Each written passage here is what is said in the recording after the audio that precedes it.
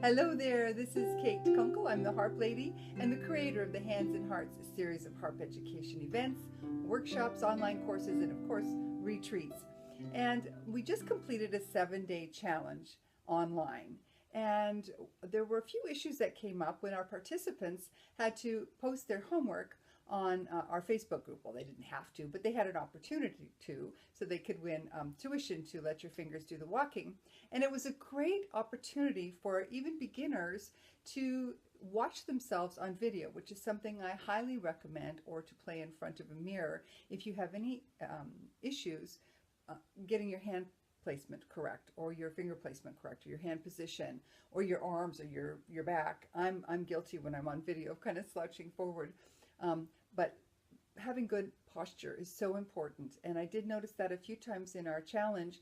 So especially when you get focusing on something that is new or difficult for you. So I'm going to go over just a couple of little things.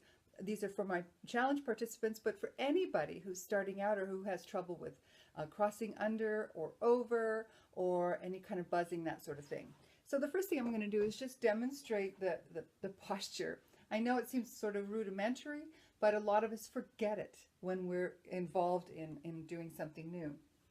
So remember, all of our harp action actually originates here, in these muscles back here. And oddly enough, excuse me, we don't have, did you know we don't have muscles in our fingers? The muscles here operate our fingers. So it's so important to have that flow of energy coming from back here all the way down to our fingers, so that they'll do what we want them to do. So that's what we're going to focus on a little bit just here as we get into the reason for buzzing and having trouble crossing over and under. So here we are. You can see I don't mean to turn my back to you, but I want you to see how important it is to have the shoulders down, the back straight, and just relax into that. If you find yourself tensing up, do some diaphragm breathing. Some nice deep breathing will really help as you struggle, if you struggle with any kind of posture issues or tenseness in the hands. One of the big reasons for buzzing and having trouble getting off the strings or getting back onto them is because there's too much tension in our hands. And that's very typical when you're starting out, and even when you're practicing really hard. If you're advanced and you've got something really important coming up, and it's very easy to get those hands really tense. Yes, we have to pull, we have to have strength, but that doesn't mean tension. It's a big difference between strength and tension in our hands. So I'm just going to firstly start with the idea of why we buzz and why we have trouble getting off the strings. So if you're holding on too tight, it's going to make it really hard to pull off those strings, right? And if you go back on and you're not exactly sure where you're going, you're going to get some buzzing. So the trick is to lighten up. Enjoy that. Snuggle your harp. Don't squeeze it to death. So you're just going to lighten up.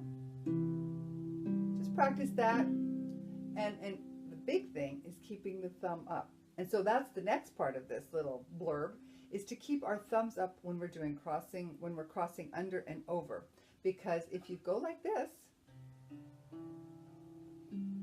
and your fingers are all squeezed in together, it's really hard to get back down, get up and down.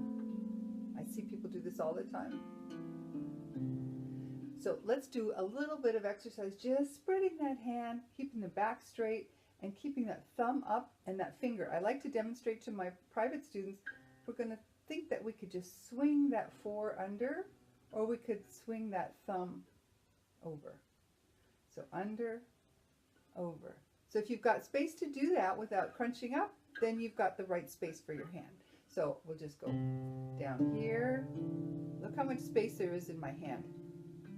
And back down.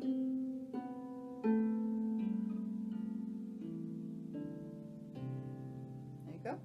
So I'm sure you've heard this. There's even a book called Thumbs Up for harp education, and there's a reason for that. It's because you want to have your thumbs up when you're playing, especially scales and chords, arpeggios, because that gives you the space to get where you want to go.